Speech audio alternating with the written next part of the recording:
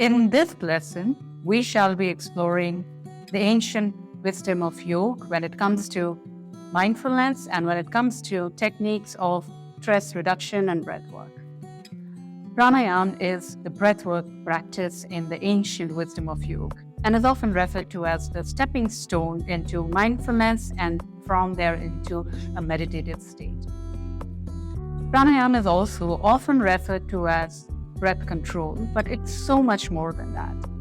The word pranayama is made up of two root words, prana and ayama. Prana means vital energy. It means the subtle life force that runs through all of us. And ayama means expansion, broadening. So pranayama technically would mean the expansion of what we call as the vital energy in the body. Prana is the energy that exists in everything around us. It's that subtle shift in energy that we often feel. And the practices of pranayama use breathing techniques to really work with this energy and to shift it around in the body, making us feel more vital, more dynamic, and increasing our sense of well-being. Now, you might think that prana is breath, but it's way more subtle than that. It is the energy that runs through the channels in our body, which is known as nadi. And it's the energy that runs through what we call as our pranic body or the energy body. Or in yoga, we call it the pranamaya body. In the pranayama practice, there are 4 aspects of breath that we work with. The first one is Pooraka, which is your inhale.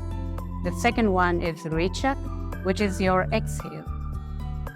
Between the Pooraka and the Rechaka, there is a brief pause, which is known as Kumbhaka, or the internal retention of breath.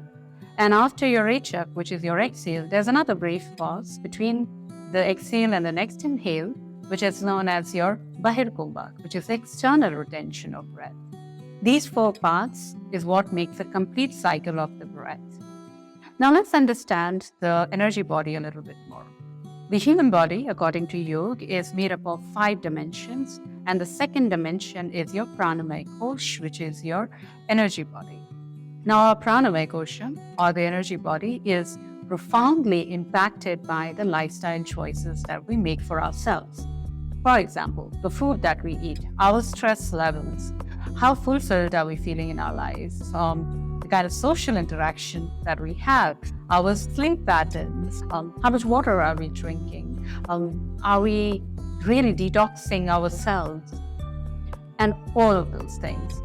And there is enough backing of science to tell us that all of these things impact our energy, but you don't need science to know this, right? I'm sure you felt it at some point of time when you have met up with a certain set of people and you come back and you feel very drained. That you eat a certain kind of food and you feel very lethargic and tired, when you're not getting enough amount of sleep and you're not feeling yourselves altogether. These are all the ways in which your pranamaya kosha or your energy body is impacted by the choices that you make for yourself. Now, it's been found that the practice of pranayama can reverse all of these signs. It can revitalize, it can make you feel dynamic, it can really add on to your sense of well-being. So beautiful, right? But the question that arises is, how did the yogis know this several years or centuries back? Well, then the yogis really noticed and paid attention to nature.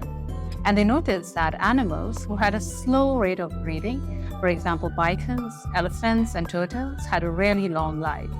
And the animals who had rapid heart rates and breathing, like rabbits, dogs, and cats, had a shorter lifespan.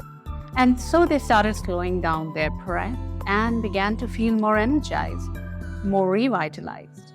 Science today proves that respiration is really deeply linked to the heart's function. So the slower you breathe, the stronger your heart is. That means a better life. Deep breathing enhances the absorption of energy by the body.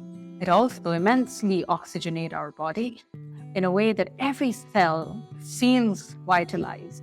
Every cell gets in that oxygen, that energy that's flowing through you, and you feel dynamic. It's such a beautiful feeling.